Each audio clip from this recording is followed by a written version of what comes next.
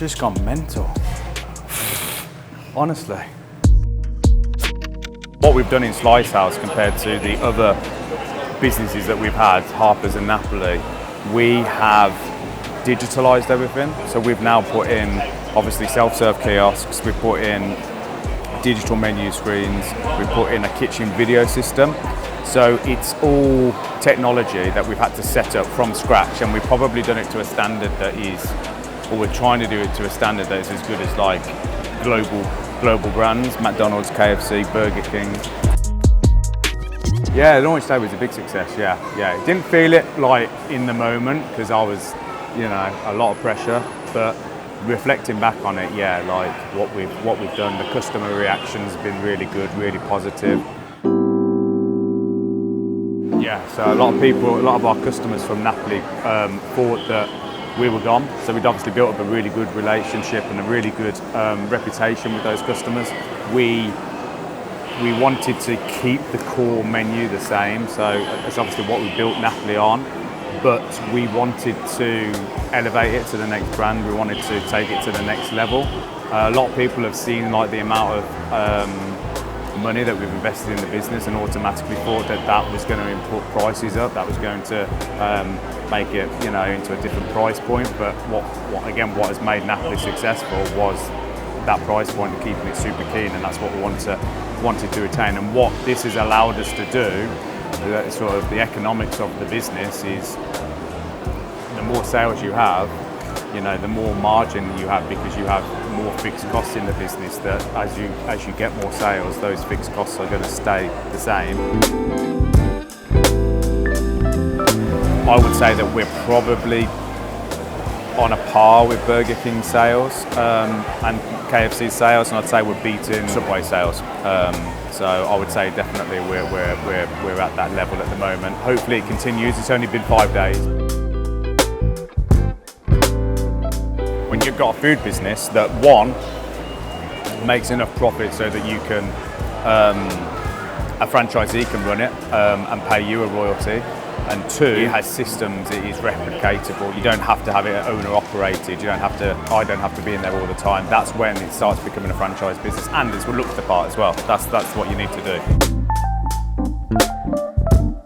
Yeah, we've had some initial interest so far. We've got some multi-unit franchisees who are interested in coming down and seeing it. They'll want to see, particularly the figures, the numbers. They want to see that. But actually, probably for a franchisee, what's more important is the systems in the business. Is it controllable? Can it replicated? Is the packaging up to standard? The company run properly as a franchise brand? They don't want to buy in if they've got high standards. When there might be a McDonald's, KFC, or Burger King, they don't want another brand that hasn't got those high standards. So that's what they're going to want to see. Future Slice Houses, we'd like it to be in, all around the country, maybe Europe, maybe international. This could go in service stations, it could go on high streets, it could go in universities, it could go in colleges. We think that there's a smaller model we can do with it, and we think it can scale up to a bigger model in a drive-through potentially. So that we've already started thinking about those plans for the future. But generally, the customer feedback has been great. Feedback online has been good. There's obviously some tweaks that we need to make, which we're always going to be working on. I mean, in the food business, you can't get everything perfect, but I think the customers really, one, like the new flavours, two, they like the price point, and three.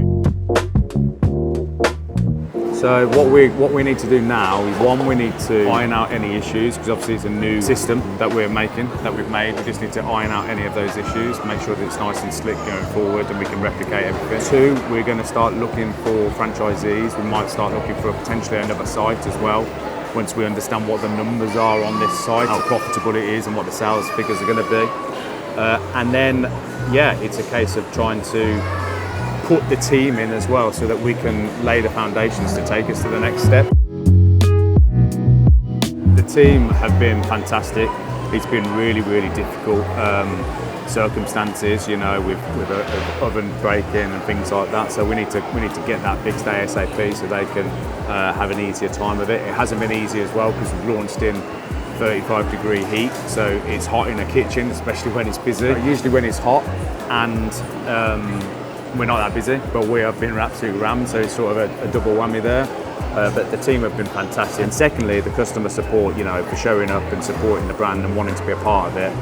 That's why we've come to do this, is we're here to make them have a good bite to eat at a great price point, and you know, the customer reaction and the customer turnout has been fantastic. So the branding's spot on. It's a massive investment that we put into the business, spent a lot of money on it, probably 6 figures on the branding, but we needed something that standed out against everybody else in the food court, and the guys who've done it, the collaborators, they have done an absolutely fantastic job on it. Like, we couldn't be happier with the branding. The digital screens, they've done all of that sort of animation and the photos and the branding on it, and we use a company to, you know, integrate it so it's all on a time system and they all sync together.